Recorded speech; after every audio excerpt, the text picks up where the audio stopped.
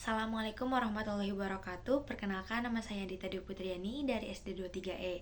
Di sini saya akan mewawancarai dua narasumber untuk memenuhi tugas pendidikan karakter dengan judul bagaimana cara orang tua menanamkan dua nilai implementasi perkembangan pendidikan karakter di keluarga.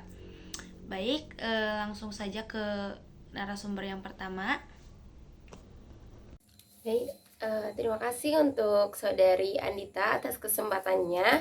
Perkenalkan, nama saya Anindya Sukrotolaini, biasa dipanggil Anin. Nah, seperti yang tadi disampaikan ya, pertanyaannya adalah bagaimana implementasi pendidikan karakter di keluarga. Nah, untuk keluarga saya tersendiri gitu ya, pendidikan karakter itu sangat penting karena di situ ada nilai-nilai yang perlu diterapkan ataupun perlu ditiru dari orang tua eh, dari orang tua untuk anak gitu kan ya. Nah, pendidikan karakternya itu nilai-nilainya itu yang pertama seperti kejujuran, terus juga disiplin, tanggung jawab, komunikatif, terus rasa empati gitu ya. Nah, terus juga bagaimana sih pelaksanaan penanaman pendidikan karakter ini gitu. Nah, untuk penanamannya gitu, yang pertama itu dari kejujuran. Nah, anak itu kan diajarkan ya oleh orang tuanya untuk bisa jujur. Seperti nih contohnya pernah orang tua saya memberikan uang jajan kan ya. Memberikan uang jajan itu 10.000. Nah, terus orang tua saya bilang, jajannya 5.000 aja ya gitu. Nah, di sini anak itu perlu jujur gitu. Kalau misalnya memang jajannya 5.000 ya udah 5.000. Tapi kalau misalnya jajannya ternyata 10.000 semuanya dihabiskan, itu juga harus bilang ke orang tuanya gitu.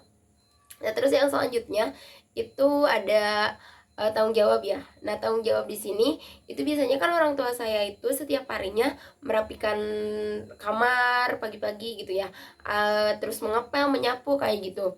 Nah, terus di sini tanggung jawab anak itu juga bisa meniru orang tuanya yang membiasakan teh setiap pagi kamarnya dirapikan ya gitu ya. Terus juga yang selanjutnya itu kan saya punya adik laki-laki ya.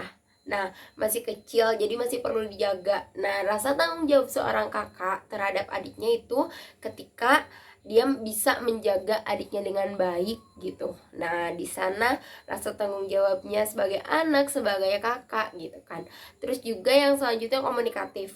Nah, di sini tuh karena memang saya itu berjauhan dengan orang tua, maksudnya berjauhan itu karena orang tua di luar kota gitu ya.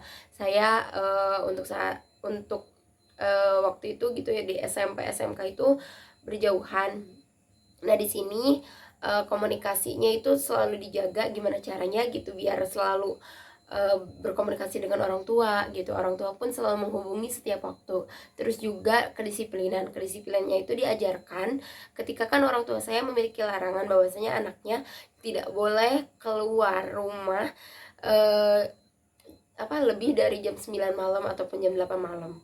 Tapi kalau misalnya anaknya libur nih terus dari pagi udah main, itu biasanya orang tua itu asar tuh udah harus pulang gitu. Itu kedisiplinan yang diterapkan gitu.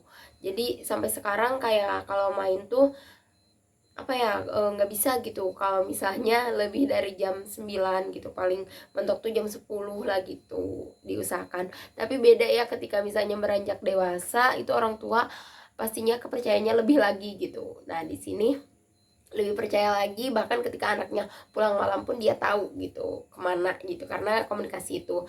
Nah, mungkin itu sih yang bisa saya sampaikan. Terima kasih untuk saudari Andita atas kesempatannya. See you.